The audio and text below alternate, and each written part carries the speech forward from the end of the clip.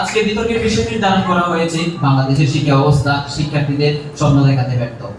তারা অত্যন্ত সুন্দরভাবে বক্তব্য উপস্থাপন করেছেন, কিন্তু দুঃখের বিষয় তারা শিক্ষা ব্যবস্থার সীমাবদ্ধতাগুলো তুলে ধরলেও এর সাফল্য সম্ভাবনার দিকগুলো তারা সম্পূর্ণ উপেক্ষা করেছেন। চোখ বন্ধ করলে যেমন সূর্য ডুবে যায় না, তেমনি বাস্তবতাকে অস্বীকার করলেও সত্য বদলে যায় না বিজ্ঞপ্তি।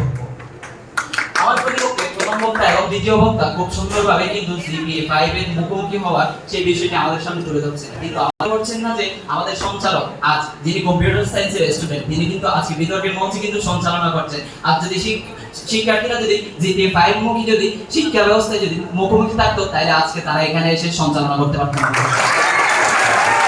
একটি শিক্ষা ব্যবস্থাকে ব্যর্থ বলতে হলে প্রমাণ করতে হবে সেই ব্যবস্থা মানুষের স্বপ্নকে কেটে নিচ্ছে, কিন্তু বাস্তবতা সম্পূর্ণ ভিন্ন।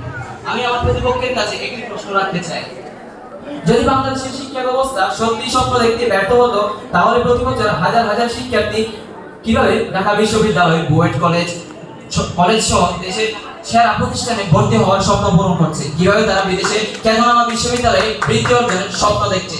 যেমনটা আমরা দেখতে পারি আমাদের মাননীয় মডারেটর এবং বিচারক মণ্ডলীরা বিভিন্ন বিশ্ববিদ্যালয়ে পড়ার মাধ্যমে তারা নিজেদের স্বপ্ন পূরণ করেছেন এবং তারা স্কলারশিপ নিয়ে বিশ্বের বিভিন্ন দেশে গিয়ে ডক্টরেট করার স্বপ্ন দেখছে। এখান থেকে এরকম বাস্তবমুখী বাস্তব একটা উদাহরণ দেখার পরেও বিজ্ঞ প্রতিপক্ষ আপনারা কি বলবেন যে শিক্ষা ব্যবস্থা আজ স্বপ্ন দেখাতে ব্যর্থ?